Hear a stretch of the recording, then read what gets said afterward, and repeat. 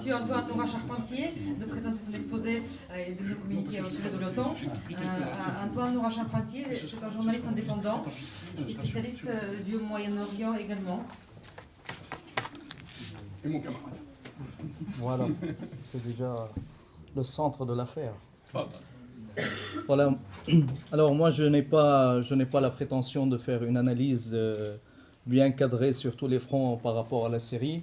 Je vais essayer de faire un exposé bref et vous donner quelques éléments qui vont vous permettre après d'approfondir le débat, d'approfondir les recherches.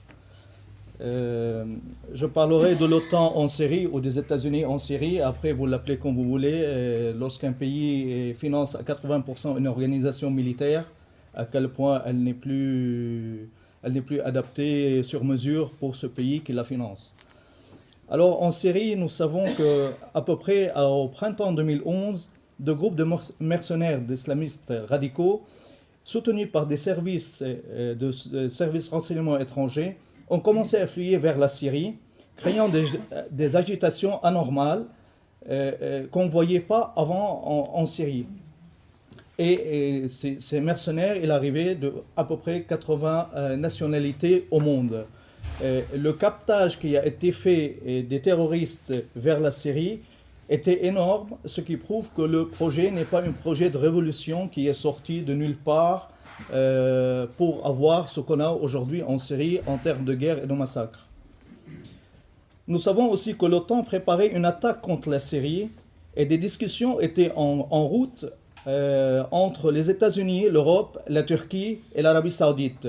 Et ce n'est pas un hasard, tous les acteurs cités sont impliqués dans la guerre syrienne, d'une façon ou d'une autre. Nous savons aussi que la Syrie était dans le viseur de l'OTAN depuis plusieurs années. Multiples sources américaines ou autres évoquent des plans d'attaquer la Syrie même avant d'attaquer l'Irak en 2003. Et certains disent et affirment que des plans d'attaquer la Syrie, ils étaient prêts avant les plans d'attaquer l'Irak. Et les faucons, ce qu'on appelle les faucons américains, ils voulaient attaquer la Syrie dans la foulée. C'est-à-dire, ils ont débarqué en 2003 en Irak et ils allaient en Syrie. Et le projet était avorté. Ce qui prouve une chose et pas deux, ce qui se passe en Syrie aujourd'hui était déjà préparé bien avant. Suite à l'assassinat du Premier ministre libanais Rafiq Hariri en 2006, la Syrie, qui était au Liban pour une raison ou pour une autre, pour certains une occupation, pour d'autres un ami, ça on peut débattre dans un autre colloque sur le sujet, a été fortement menacée d'assassinat du Premier ministre. Il faut savoir, et ça a permis aux Libanais de quelque part sortir la Syrie de leur territoire. Il faut savoir pourquoi l'affaire du Premier ministre libanais a pris cette ampleur, puisque lorsque les Français et les Américains se sont quelque part fâchés sur l'attaque de l'Irak, le débarquement en Irak en 2003, ils se sont réconciliés sur le terrain libanais avec la résolution 1559 que le Premier ministre Hariri était l'initiateur. Et cette résolution visait deux choses, la Syrie et la résistance libanaise. C'est-à-dire faire assassiner un homme de cette ampleur ne peut que retomber sur la Syrie, puisque la 1559 n'était pas dans les intérêts syriens, et après c'est facile d'accuser la Syrie. À partir de cette date-là, de 2006, les sources prouvent que les Américains ils ont commencé à financer certains opposants, ou comme je les appelle moi, certains traîtres. Et à partir de là, les choses se sont gâtées avec l'arrivée du maudit printemps arabe. Alors le but des Américains de la guerre en Syrie était de pouvoir évoluer vers une guerre contre l'Iran avec la participation de la Turquie et d'Israël, qui sont aussi impliqués d'une manière ou d'une autre dans le conflit, et déstabiliser le Liban où se retrouve aujourd'hui un groupe de résistants qui tient tête aujourd'hui aux États-Unis à son hégémonie sur le Proche-Orient. Alors, lors du printemps arabe et la guerre en Syrie, les pays de l'OTAN ont exploré en fait ou perfectionné certaines de leurs stratégies. allant de l'intervention directe, comme on a vu en Libye, jusqu'à l'intervention en direct ou la guerre par procuration, comme ce qui se passe en Syrie. Alors, quelque part, les Américains, ils sous-traitent la guerre syrienne par des groupes mercenaires que j'ai évoqués, de 80 nationalités à peu près. On dit aujourd'hui que sur le pourtour méditerranéen, il y a à peu près 180 000 terroristes qui se trimballent. On en a 5 000 de ces 180 000 en France. Alors, il ne faut pas oublier la stratégie phare de l'OTAN ou des Américains, qu'on peut appeler l'ingérence humanitaire. Alors, cet affolement pour les causes humanitaires, l'intérêt subi au peuple et qui se manifeste lorsque les intérêts stratégiques sont en jeu. Sinon, comment expliquer le désintérêt pour le massacre qui se déroule actuellement au Yémen, l'extermination pure et dure d'un peuple yéménite qui n'a rien demandé, le pays le plus pauvre au monde arabe? Vous entendez quelque chose? Rien. Alors, pour vous dire qu'ils sont en train de mourir de choléra actuellement, puisqu'on n'arrive pas à leur faire rentrer les aides humanitaires. Alors, l'ingérence humanitaire, l'affolement, les massacres manipulés, c'est aussi une stratégie des Américains qui est explorée en ce moment, perfectionnée en Syrie.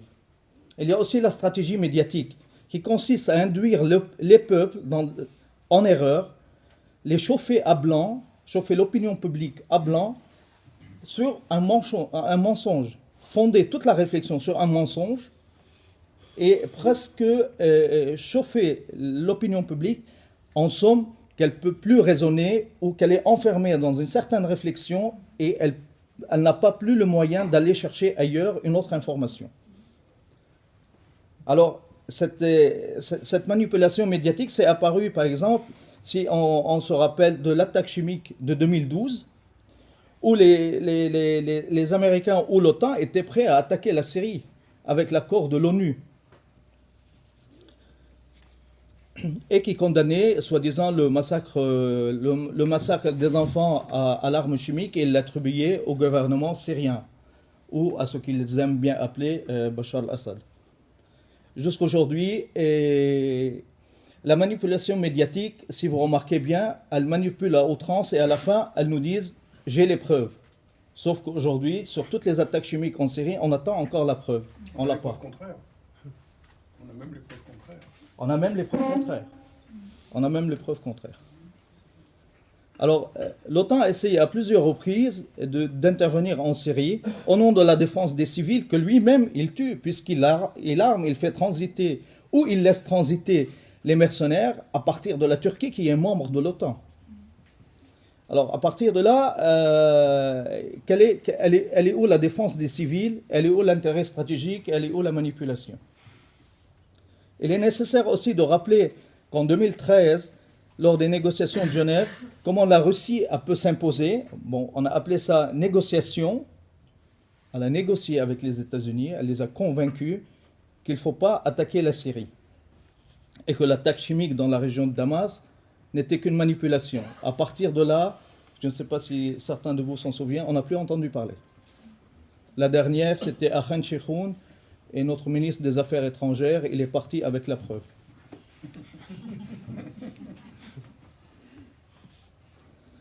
Alors les partis se sont entendus, les Américains et les Russes se sont entendus sur un démantèlement de l'arsenal chimique à la mi-2014 de la Syrie.